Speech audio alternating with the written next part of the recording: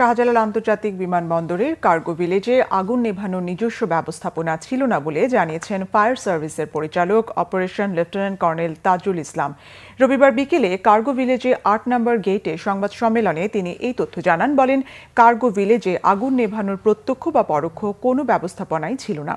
এই স্থাপনায় স্টিলের অবকাঠামোর পাশাপাশি ছোট ছোট কম্পার্টমেন্ট থাকায় আগুন নেভাতে দেরি হয়েছে।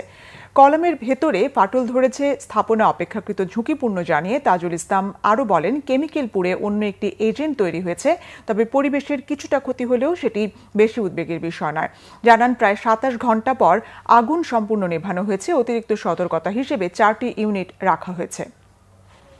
এখানে যদি অ্যাক্টিভ অথবা প্যাসিভ মানে আমাদের যে কোনো ধরনের ডিটেকশন সিস্টেম যদি থাকতো এবং তার সাথে প্রোটেকশন সিস্টেম থাকতো তাহলে হয়তো এতটা দুর্ঘটনা ঘটতোই না।